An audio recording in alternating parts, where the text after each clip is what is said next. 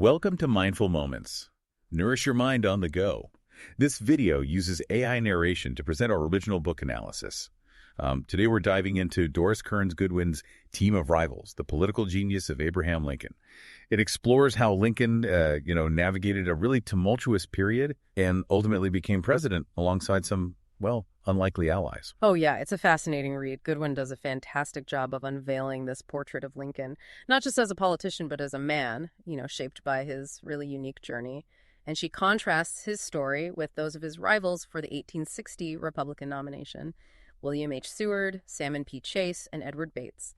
And it's really interesting to see how their contrasting backgrounds kind of influenced their paths to power. Yeah, right from the start. You see how different Lincoln's upbringing was. I mean, we're talking log cabin, self-education, overcoming immense personal loss early in life.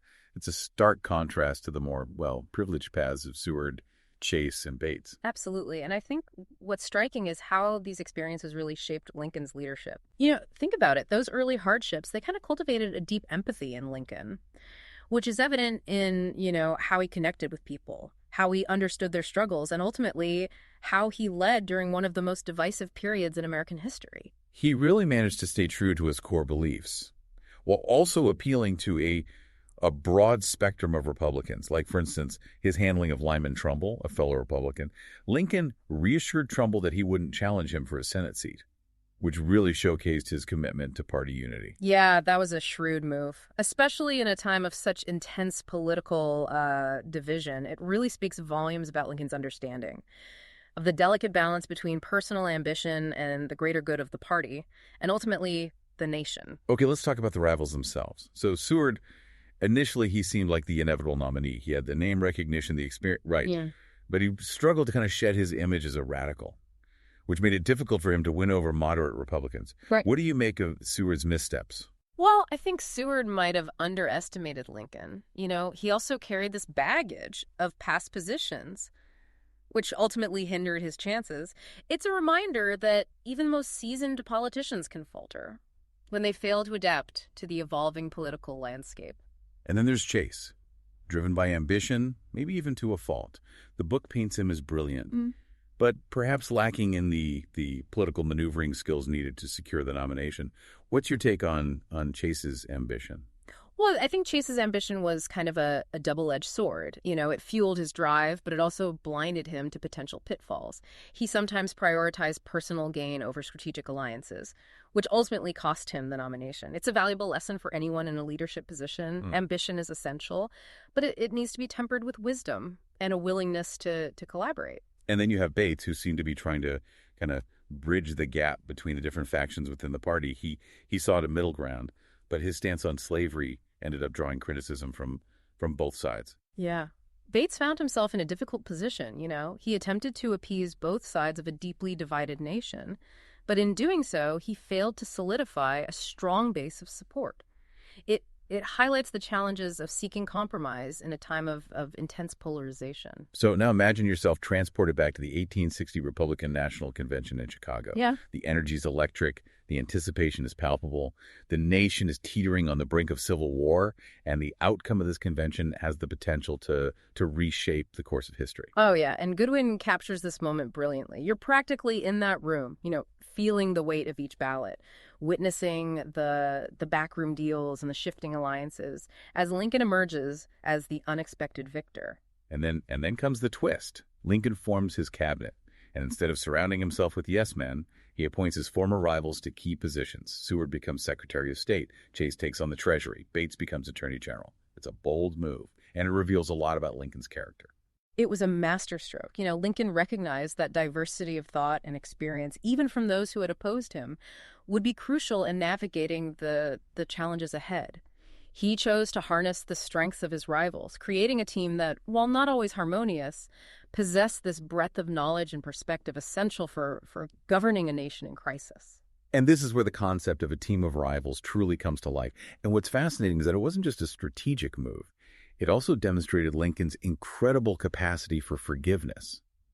and his willingness to put the good of the nation above personal grudges. Exactly. It's a testament to his emotional intelligence and his understanding of human nature. Yeah. By bringing his rivals into the fold, Lincoln not only gained their expertise, but he also neutralized potential threats, He turned adversaries into allies, a strategy that proved invaluable in navigating the tumultuous years of the Civil War. Wow.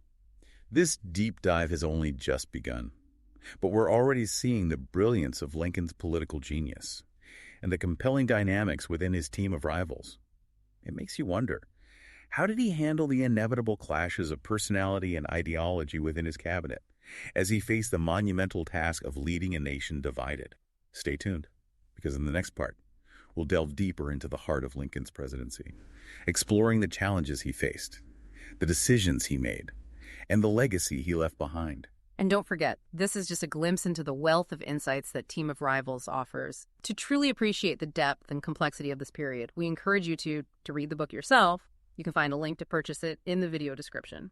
And while you're at it, make sure to subscribe to Mindful Moments for more thought-provoking book analyses. Hit that subscribe button and turn on notifications so you don't miss out on our future deep dives. Until then, keep nourishing your mind. Welcome back. So as we delve deeper into Team of Rivals, you'll really gain a deeper understanding of Lincoln's genius, his ability to kind of navigate those complex situations, and his remarkable capacity for growth amidst adversity. Yeah, okay. So we've established that Lincoln's upbringing was far from, privileged. He faced hardship and loss from a young age, experiences that undoubtedly shaped his character and worldview. Exactly. His humble beginnings really instilled in him a deep empathy for the common man, a quality that resonated with voters and contributed to his political success. It's interesting to consider how those personal experiences might have influenced his approach to leadership during the tumultuous years of the Civil War, especially, when we think about the unimaginable grief he and Mary experienced after losing their young son, Willie, in the midst of the conflict. Right. Imagine bearing the weight of a nation at war, while simultaneously grappling with such a profound personal loss. It really speaks to Lincoln's resilience and his unwavering dedication to his duty. And it also makes you wonder how such a tragedy might have deepened his understanding of the human cost of war and how it shaped his decisions as commander-in-chief. Yeah. The book doesn't shy away from the political climate before Lincoln's presidency. It really brings to life those rising tensions, the heated debates over slavery and the growing abolitionist movement. It feels like the nation was like a powder keg waiting to explode. Oh, absolutely. It vividly portrays how issues like the Fugitive Slave Act and the Kansas-Nebraska Act really fueled the fire. You begin to grasp the complexity of the situation and the seemingly insurmountable challenges that Lincoln faced as he stepped into the presidency. For those who might not be as familiar with this period, could you explain a bit more about the Fugitive Slave Act and its significance? Sure. So the Fugitive Slave Act, passed in 1850, was a controversial law that required citizens to assist in the capture of runaway slaves, even in free states. It really sparked outrage in the North, fueling the abolitionist movement and deepening the divide between the North and South. The law essentially made it impossible to ignore the issue of slavery. It forced people to confront their own beliefs and to take a stand. And then there's the Kansas-Nebraska Act. It essentially allowed for the potential expansion of slavery into new territories, which directly led to the formation of the Republican Party, right? Exactly. The Kansas-Nebraska Act was a real turning point. It galvanized those who opposed the expansion of slavery, leading to the creation of the Republican Party, this coalition united by the belief that slavery should not be allowed to spread. Lincoln, who had previously focused on Whig politics, really saw the urgency of the situation and joined the newly formed party, recognizing its potential to challenge the status quo. Right. And it was in this climate that Lincoln delivered his famous House Divided speech, where he warned that a house divided against itself cannot stand, referring to the nation's growing divide over slavery. Yeah, and that speech, it really solidified Lincoln's position as a leading voice against slavery. He understood the existential threat it posed to the nation's future, and he articulated it with a clarity and conviction that resonated deeply with the American people. Right, and of course, We can't forget about his rivalry with Stephen Douglas, which played out in those legendary debates in 1858. Oh, those debates were captivating. They really showcased Lincoln's intellect, his ability to connect with the audience, and his unwavering commitment to the principles of equality and liberty. You could argue that those debates, while resulting in a loss for Lincoln in the Senate race, ultimately paved the way for his presidential victory. Yeah, it's like even in defeat, yeah, he was planting seeds for future success. Absolutely. You know, those debates really elevated his national profile and allowed him to articulate his vision for the nation, capturing the attention of a wider audience and laying the groundwork for his future political aspirations. Okay. The book also delves into the political maneuvering that led up to the 1860 election. It paints a picture of a fragmented political landscape where Lincoln had to carefully navigate different factions within the Republican Party, each with its own agenda and priorities. Right. Imagine the delicate balancing act. He had to appease moderates like Bates, who favored a more cautious approach to slavery, while also reassuring radicals like Chase, who demanded immediate abolition. Lincoln's ability to maintain unity within the party despite these internal divisions is a testament to his political acumen and his skill as a negotiator. It's remarkable how he managed to hold the party together, especially considering, the looming threat of secession and the ever-present specter of civil war. Well, I think his success really stemmed from his deep understanding of human nature. He recognized the importance of listening to different perspectives, finding common ground, and building consensus, even amidst disagreement. And those qualities would prove essential as he faced the unprecedented challenges of leading a nation at war.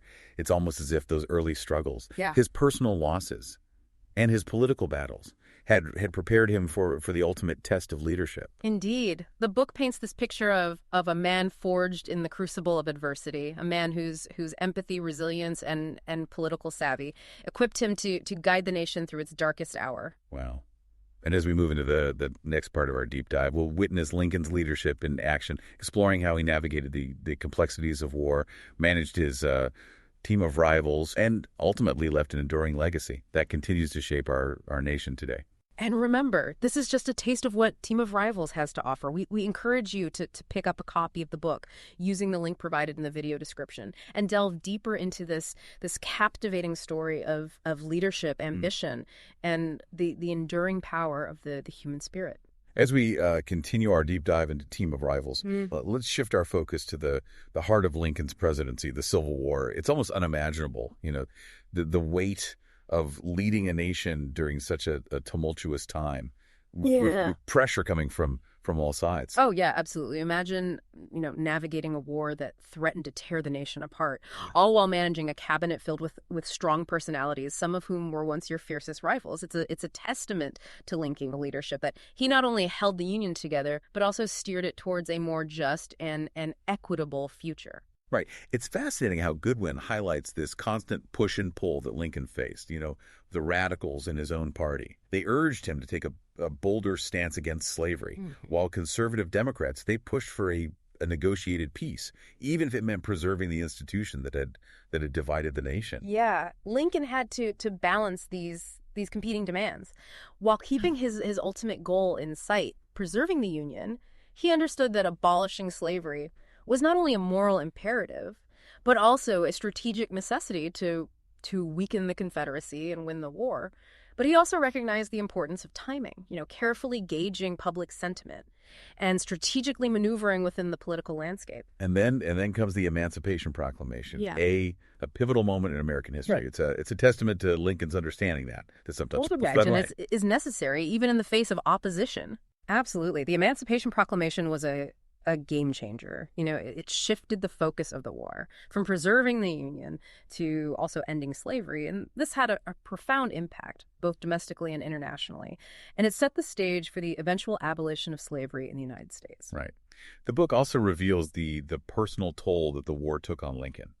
We see him grappling with the immense responsibility of his office, the constant threat of defeat, and the heartbreaking loss of his young son, Willie. It humanizes this iconic figure, reminding us that he was not just a president, but also a grieving father. Right. It's a powerful reminder that even those who seem larger than life are still human, vulnerable to the same joys and sorrows as everyone else.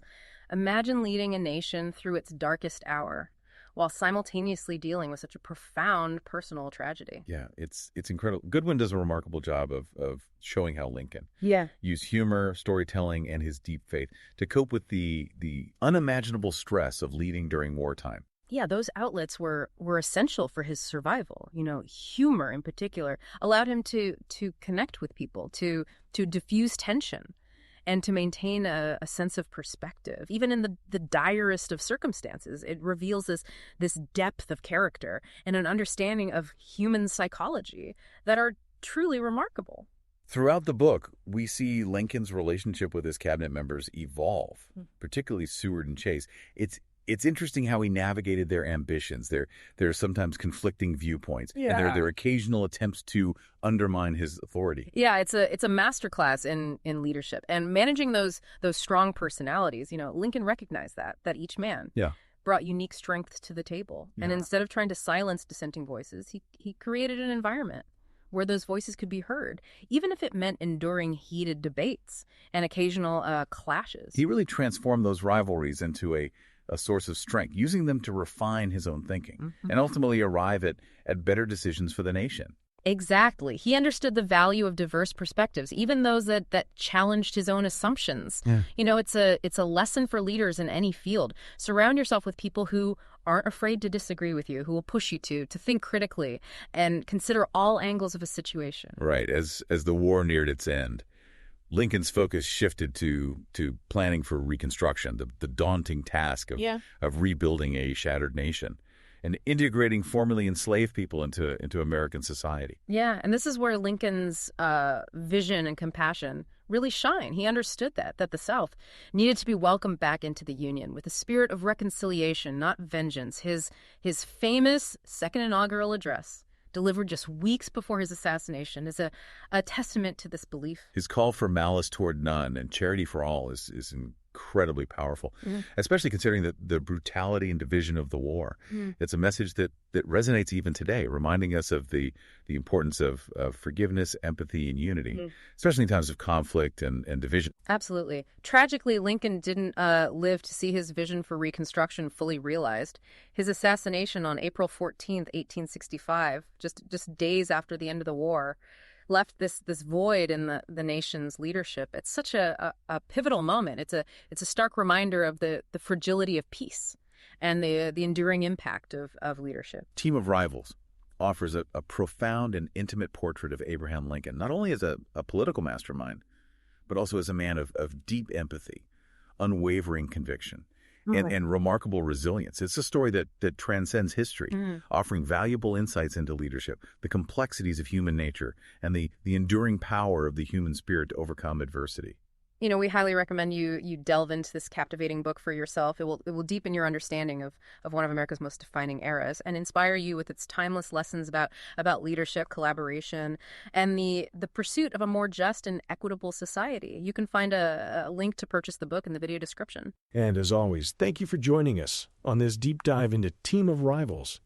Don't forget to subscribe to Mindful Moments for more insightful book analyses. Hit that subscribe button and turn on notifications so you don't miss our future explorations of captivating stories and thought-provoking ideas. Until then, keep nourishing your mind with